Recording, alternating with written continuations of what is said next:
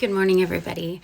Okay, so this is a hot topic here in regards to my video on brain damage from emotional trauma, childhood trauma, narcissistic abuse.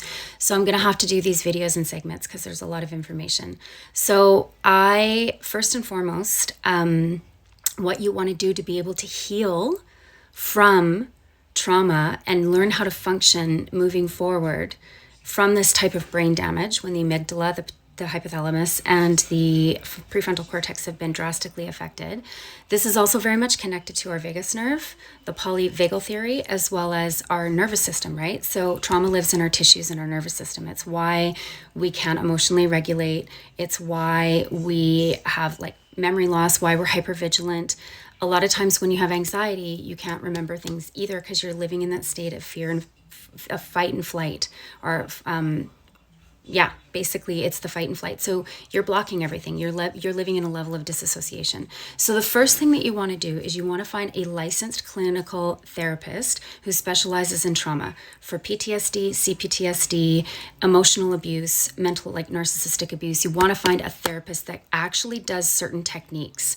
Okay, I've done a gamut of things. I've done everything from a technique called Lifespan, healing inner child work, but things like EMDR, which is a relatively newer technique, doing eye movements to affect the vagus nerve to eliminate those traumatic experiences from childhood or in your past. As well as there's dialectical behavioral therapy, there's CBT, which is cognitive behavioral therapy. These therapies are teaching the three parts of the brain, which is your rational brain, your emotional brain, and your wise brain, to work and function together.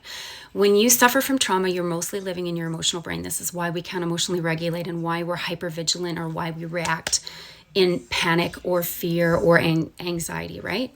So those are things that a therapist will work with you in different techniques. Now, the things that you can do without a therapist are as follows. Meditation, so important to calm your fight or flight, your amygdala, okay? Hypnosis and relaxing, crazy hypnosis on a self, motivation and positive affirmations and all that stuff, calming yourself down. Yoga is another one, moving your body. The biggest thing is connecting the physical body and the trauma responses in our physical being and what's happening and how to control that moving forward. So in my next few videos, I'm going to talk to you about essential oils in particular that can help with this process of calming the nervous system, specifically going into using the hypothalamus and the limbic system, and how it can assist you in things like meditation and hypnosis and self-regulating your nervous system.